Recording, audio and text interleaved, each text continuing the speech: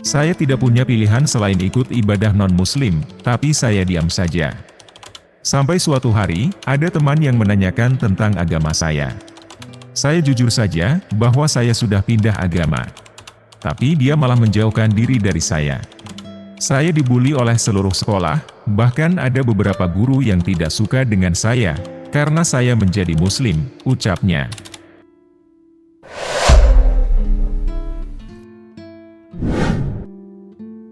Assalamualaikum warahmatullahi wabarakatuh. Sahabat kalbu yang Allah cintai. Kisah kali ini menceritakan seorang anak SD yang sudah merasakan keraguan dari agama yang dianut hingga akhirnya mualaf. Sahabat kalbu yang beriman, demi menjaga privasi dari tokoh yang memiliki cerita, kami akan samarkan nama beliau. Kita sebagai pendengar cukup mengambil hikmah, perjuangan, dan keindahan hidayah Allah dari kisah ini. Kita masuk ke kisahnya. Siapapun bisa mendapatkan hidayah dari Allah, termasuk seorang gadis remaja yang bernama Windy. Gadis ini lahir dan besar di Indonesia, tapi memiliki darah Tionghoa dari orang tuanya. Sejak masih kecil, ia sudah tertarik dengan Islam, setelah membaca sebuah kitab yang menjelaskan tentang hikmah di balik larangan makan daging babi bagi umat muslim. Ia pun memutuskan untuk masuk Islam saat masih bersekolah di SD, meski harus menghadapi berbagai tantangan dan rintangan. Bagaimana perjalanan imannya? Ketertarikan Windy terhadap Islam bermula dari pengalaman masa kecilnya, ketika ia menyaksikan ibadah sholat yang dilakukan oleh umat muslim. Ia merasa ada sesuatu yang berbeda dan menarik, dengan cara mereka berkomunikasi dengan Tuhan. Sebagai seorang non-muslim, ia hanya terbiasa berdoa di akhir pekan, tanpa ritual khusus. Kalau dipikir-pikir, dulu saya cuma punya pemahaman sederhana tentang agama.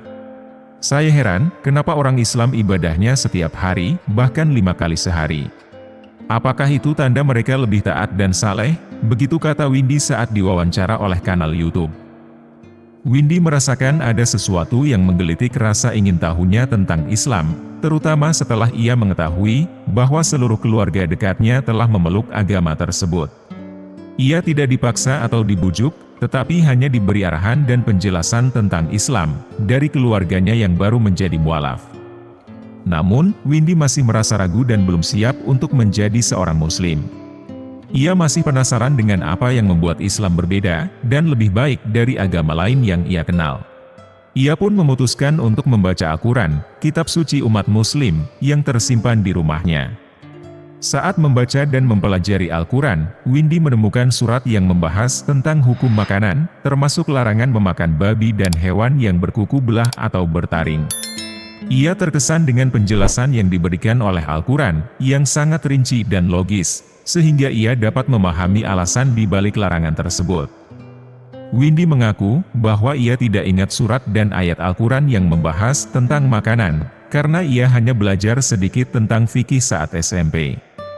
Ia mengatakan, saya cuma tahu sedikit tentang Islam dari pelajaran fikih waktu SMP. Saya lupa surat dan ayatnya yang mana, tapi saya ingat ada larangan makan babi dan hewan-hewan tertentu. Windy juga menyadari bahwa agama yang dianutnya sebelumnya juga melarang makan babi, sesuai dengan kitab suci yang ia baca. Namun, ia dan umat non-muslim lainnya tidak mempedulikan larangan tersebut dan tetap memakan babi tanpa merasa bersalah. Ia pun bertanya kepada guru agamanya tentang alasan larangan makan babi, tetapi jawaban yang ia dapatkan tidak memuaskan hatinya, dan malah membuatnya semakin bingung. Windy merenungkan keanehan pada agamanya, yang melarang makan babi, tetapi tidak mengikuti larangan tersebut. Ia mencari tahu alasan di balik larangan makan babi dari guru agama dan teman-temannya. Namun, jawaban yang ia dapatkan tidak meyakinkan. Mereka mengatakan, itu kitab yang lama, kita sekarang pakai yang baru. Windy merasa ada sesuatu yang tidak beres dengan agamanya. Ia merasa lebih tertarik dengan Al-Quran, kitab suci yang dijaga keasliannya, dan diikuti oleh umat muslim dengan taat. Ia merasa telah mendapatkan petunjuk dari Allah Subhanahu wa Ta'ala. Windy pun memilih untuk menjadi seorang muslim, dengan mengucapkan 2 kalimat syahadat. Windy tidak pernah melupakan masa-masa sulit yang ia alami, saat pertama kali menjadi seorang muslim, 5 tahun yang lalu. Windy mengingat betapa ia bingung dengan ibadah agama yang harus ia ikuti di sekolah, padahal ia sudah berpindah keyakinan. Ia pernah berbagi cerita dengan seorang teman tentang keputusannya menjadi Muslim, tetapi temannya malah mengejek dan menolaknya. Saya tidak punya pilihan selain ikut ibadah non-Muslim, tapi saya diam saja. Sampai suatu hari, ada teman yang menanyakan tentang agama saya. Saya jujur saja bahwa saya sudah pindah agama. Tapi dia malah menjauhkan diri dari saya. Saya dibully oleh seluruh sekolah, bahkan ada beberapa guru yang tidak suka dengan saya, karena saya menjadi Muslim, ucapnya.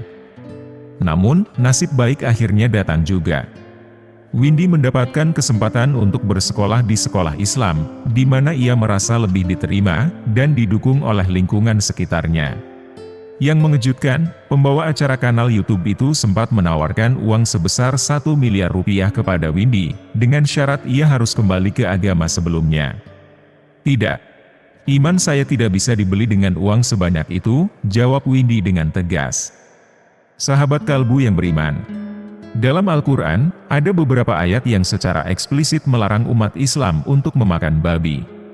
Larangan ini bukan tanpa alasan, karena daging babi mengandung banyak hal yang merugikan kesehatan dan kebersihan. Inilah beberapa alasannya. Islam adalah agama yang mengajarkan umatnya untuk menjaga tubuh dan jiwa mereka dari hal-hal yang najis dan berbahaya.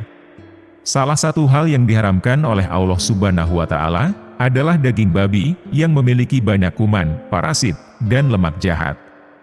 Dengan menghindari daging babi, umat Islam dapat menjauhkan diri dari berbagai penyakit dan gangguan yang dapat ditimbulkannya. Oleh karena itu, daging babi adalah haram dan tidak boleh dikonsumsi oleh umat Islam. Dalil yang mengatur haramnya daging babi untuk umat Islam secara jelas tertuang dalam ayat-ayat Al-Quran. Disebutkan dalam buku Hikmah di Balik Perintah dan Larangan Allah, karya Alaiddin Koto, larangan makan babi dalam Islam tersebut tercantum dalam ayat-ayat berikut ini. Pertama, Surah Al-Baqarah ayat 173. Artinya, sesungguhnya dia hanya mengharamkan atasmu bangkai, darah, daging babi, dan daging hewan yang disembelih dengan menyebut nama selain Allah. Akan tetapi, siapa yang terpaksa memakannya, bukan karena menginginkannya, dan tidak pula melampaui batas, maka tidak ada dosa baginya. Sesungguhnya Allah Maha Pengampun lagi Maha Penyayang. Kedua, Surah Al-An'am ayat 145. Artinya, katakanlah, tidak kudapati di dalam apa yang diwahyukan kepadaku, sesuatu yang diharamkan memakannya bagi yang ingin memakannya, kecuali daging hewan yang mati, bangkai, darah yang mengalir, daging babi karena ia najis. Mengutip dari buku Berkenalan dengan Jaminan Produk Halal di Indonesia, karya Astuti Mairinda, alasan-alasan yang menyebabkan munculnya larangan makan babi dalam Islam antara lain. Alasan pertama yang menyebabkan dilarangnya makan babi dalam Islam, adalah karena babi merupakan hewan omnivora, yang memakan segala hal, termasuk kotorannya sendiri. Babi juga memakan berbagai macam serangga, daging hewan yang membusuk, dan bahkan air seninya sendiri. Kedua, daging babi menyerap lebih banyak racun daripada hewan lain, sehingga membuat dagingnya lebih berbahaya untuk dikonsumsi. Ketiga, faktanya, babi merupakan satu-satunya mamalia yang tidak berkeringat.